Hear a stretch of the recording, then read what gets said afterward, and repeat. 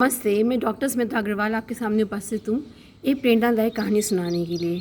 कहानी यूँ है कि 30 साल बाद एक दोस्त अपने दोस्त को देखता है होटल की लॉबी में। तो वहाँ पे जब वो अपने दोस्त को देखता है तो उसके मन में यही भावना होती है कि जो वो दोस्त 30 साल पहले ज्यों था वो त्यों अभी भी है।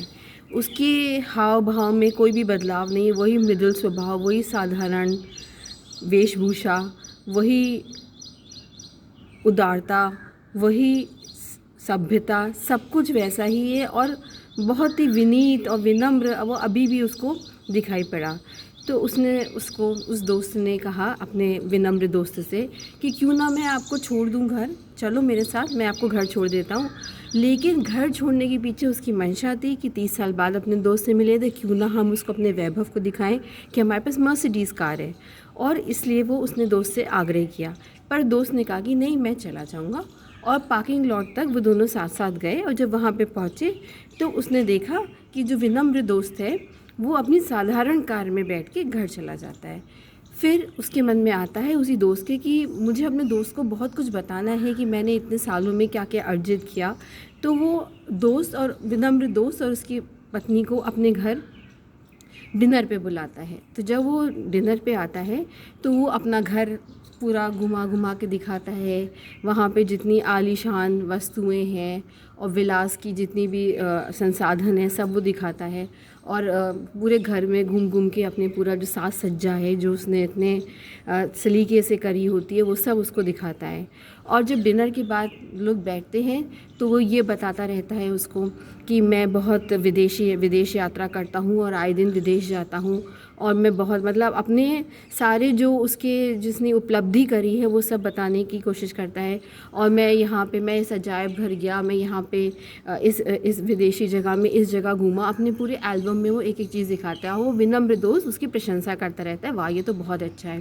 और साथ में वो विनम्र दोस्त के आगे प्रस्ताव भी रख देता है कि अगर तुम अपना नया व्यवसाय शुरू करना चाहो तो मेरी तो जो बैठ है वो बहुत समृद्ध लोगों के साथ है, तो मैं तुम्हें आसानी से कर्ज दिला सकता हूँ और तुम्हारा व्यवसाय स्थापित हो जाएगा। पर विनम्र दोस्त बहुत विनम्रता से कहता है कि नहीं, मुझे इसकी आवश्यकता नहीं है। इतना सब होने के बाद अब विनम्र दोस्त कहता है कि क्यों ना हम लोग अपने पुराने दिनों की याद करें, बचपन में हम लोग क्या करते थे, हमारे पुराने मित्र कैसे हैं और हमारे पुराने अध्यापक कैसे हैं। और जो दोस्त जिसके घर विनम्र दोस्त आया हुआ था, जब वो ये जानता है कि बहुत से ऐसे उनके दोस्त हैं जो कि अब स्वर्ग सिधार गए और ऐसे अध्यापक हैं जो अब इस दुनिया में नहीं रहे, तो उसको बहुत जान के ग्लानि होती है और ये सोचता है कि मैंने इतने वर्षों में तो कभी जानने की कोशिश ही नहीं करी कि क्या है। लेकिन जो दोस्त जिसके घर पे विनम्र दोस्त आया होता है उसकी पत्नी को ये सब नहीं भाता है। कहते पुरानी बातें करने से क्या फ़ायदा, आजकल जो हमारी उपलब्धियां हैं, हम लोगों ने जो किया है उसके विषय में ही बात करनी चाहिए। जो कि उस दोस्त को अच्छा नहीं लगता है अपनी पत्नी की कही हुई बात, लेकिन वो कुछ कह नहीं पाता है। और वो जो विनम्र दोस्त है अपने घर अपनी पत्नी के साथ लौट जाता है। फिर 3-4 दिन बाद वो विनम्र दोस्त अपने उसी दोस्त को घर बुलाता है लंच पर। उसकी बीवी जाने को तैयार नहीं होती है। जिस दोस्त को उसने आमंत्रण दिया होता है, बीवी नाक से कुड़ के कहती है हम वहाँ पे जाके क्या करेंगे। लेकिन वो दोस्त कहता है कि नहीं, हमारे विनम्र दोस्त ने हमको बुलाया है तो हमको जाना आवश्यक है। तो जब वो वहाँ पे जाता है तो देखता है घर बड़ा है, अच्छा है, लेकिन बहुत साधारण है, बहुत सलीके से सजा हुआ है, पर उसमें कोई भी ऐसी विलासता के कोई भी ऐसे संसाधन नहीं है कि जो कि देख के लगे कि अरे ये तो बिल्कुल अलग है या कुछ अलग से इसने सजाया है, बहुत महंगी चीज़ों से अपने घर को सुसज्जित किया है। और जब वो वहाँ पे बैठ ही रहा होता है तो देखता है कि कोने में एक गिफ्ट पैक रखा हुआ है। तो वो गिफ्ट पैक कहता है अरे ये तो मेरी कंपनी का गिफ्ट पैक है, तुम कैसे जानते हो, तुम क्या मेरी किसी कंपनी के आदमी को जानते हो। बोला मैं जॉन को जानता हूँ। कहते वही जॉन लिंकन, अरे वो तो हमारी कंपनी का एमडी है, वो 30% हमारी जो पूरा जो व्यवसाय है, जो हमारी पूरी कंपनी है उसका मालिक है, 30% मालिक है। और तब उसको ज्ञात होता है कि जो बाकी का 70% जिस व्यक्ति के पास है, जो कि 70% धन का, जो पूरी संपदा का जो मालिक है, 70% कंपनी के शेयर्स का जो मालिक है, वो ये आदमी है जो कि मेरा विनम्र दोस्त है। अब तो उसके कांटों खून नहीं, अब उसे समझ में नहीं आता कि मैं क्या बोलूँ, मैं इसको सर बोलूँ। और वो जिसके आगे मैं अपनी डींगे हाँक रहा था कि मैं विदेशी यात्रा जाता हूँ, और जिस आदमी की वजह से हमारे वेतन में हमको बढ़ाव मिलता है, हर साल हमारे को बढ़ के वेतन मिलती है, वही उस आदमी का, उसी कंपनी का मालिक मेरा दोस्त है।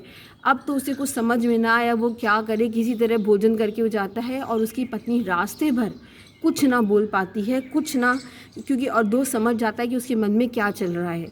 तो देखिए, इस कहानी का यही आशय है कि जो नदी जितनी गहरी होती है उसमें उतना कम शोर होता है। तो जीवन में हम अपने आप को जितना बढ़ा चढ़ा के बताते हैं कि हम ये हैं, हम वो हैं, हमारे पास तो ये है, हमने तो ये इतने इतने करोड़ रुपए कमाए और ये सब किया, लेकिन ये सब चीज़ें जो कि एक साधारण व्यक्ति होता है, जो कि गुणों में साधारण ना होते हुए अपने आचरण में साधारण होता है, वो व्यक्ति कभी भी ये नहीं बताता, वो गुणों में महानतम होता है। इतना पैसा होने के बाद भी वो विनम्र दोस्त, अपना कोई आडंबर नहीं रखा हुआ था, कोई अपने बारे में नहीं बताया हुआ था। तो समाज में ऐसे लोगों को देखिए और परखिए जो हर समय अपनी डींगे हाँकते रहते कि हमारे पास ये पैसा है। हाँ, अगर आपको डींगे हाँकनी है तो अपने गुणों की हाँकिए, आपने जो कार्य, अच्छे कार्य किए हैं उनके बारे में लोगों को बताइए, जिससे लोगों को प्रेरणा मिले। लेकिन आपने क्या कमाया, क्या रखा, क्या सजाया, उससे कोई मतलब नहीं निकलता है। तो अध्यापक लोग कह गए कि जितनी गहरी नदी उतना कम शोर। Thank you so much.